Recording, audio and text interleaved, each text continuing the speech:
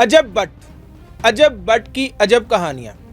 अजब बट से मेरी मुराद है रजब बट। मारूफ YouTuber family vlogger Rajab Butt को कराची के कोर्ट के अंदर वकला ने शदीद तशद्दुद किया और उन्हें वकला ने घेर लिया और उन पर तशद्दुद करते रहे। अब रजब बट को वकला ने क्यों मारा, इसकी वजह, इसकी तफसीलात ये हैं कि रजब बट अपने टिकटॉक लाइव के अंदर भी और अपने यूट्यूब व्लॉग्स के अंदर भी और बाज़ औक़ात कई जगह इंटरव्यूज़ के अंदर भी वकला हज़रात के ख़िलाफ़ नाजेबा अल्फाज इस्तेमाल करते हुए दिखाई दिए हैं। कई वकील जो हैं उनके ख़िलाफ़ उनके बारे में इन्होंने ऐसे अल्फाज इस्तेमाल किए हैं जिनके इत्तेहादी वकील सीख पा हो गए और उन्होंने कराची कोर्ट के अंदर रजब बट को धो दिया। रजब बट को इतना मारा कि उनका नाक मुंह सुजा दिया और साथ ही साथ उनके जिस्म पर मज़ीद निशानात भी डाले। थप्पड़ मुक्के जितना हो सकता था वो मॉब जो था वो रजब बट को मार रहा था। ये अमल इंतहाई काबिले मुज़म्मत है। इस अमल की जितनी मुज़म्मत की जाए उतनी कम है। कानून को हाथ में लेने का हक किसी को नहीं है। कानून सबके लिए बराबर है और कानून को हाथ में लेने का किसी वकील को भी नहीं है, किसी पुलिस वाले को भी नहीं है, किसी जज को नहीं है, किसी आम शहरी को भी नहीं है। रजब बट को NCCIA के हवाले से केसेस का सामना है।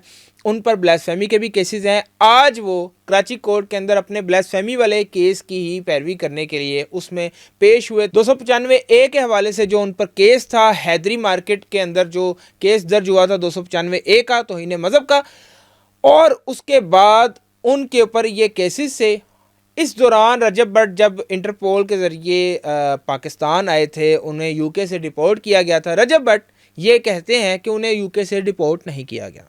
अगर किसी को UK से डिपोर्ट किया हो तो वो बिज़नेस क्लास में थोड़ी आता है, इस तरह की वो बातें करते हैं, लेकिन हकीकत यह है कि उन्हें UK से डिपोर्ट ही किया गया था।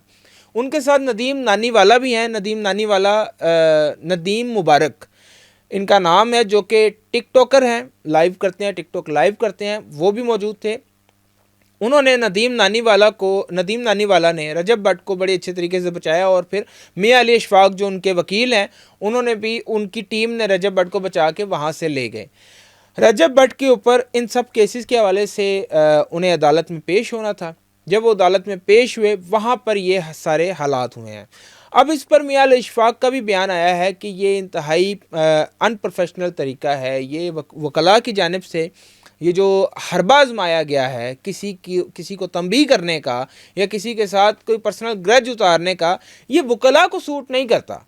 वकला तो पढ़े लिखे होते हैं। वकील जो हैं वो तो हमारे मुआशरे का एक पिलर है, जिन्होंने मासूमों को इंसाफ दिलवाना है, जिन्होंने मजलूमों के इंसाफ के लिए लड़ना है। वही अगर किसी थड़ेबाज बदमाशों की तरह किसी गुंडे गुलगपाड़ा करेंगे और किसी को मारने लगेंगे अपनी कचहरी के अंदर, तो आम शहरी का एतमाद वकला से उठ जाएगा। इस हवाले से रजब बट के ऊपर जो केसेस थे, अभी उनकी मियां अली अशफाक पैरवी कर रहे हैं। मियां अली अशफाक उनके वकील हैं, इंतहाई सीनियर वकील हैं। उम्मीद है कि मियां अली अशफाक रजब बट को ये समझाने में कामयाब हो जाएंगे कि मुआशरे में रहना कैसे है, किसी की इज़्ज़त को पामाल नहीं करना, किसी वकील के बारे में, किसी इदारे के बारे में कुछ भी नहीं कह देना।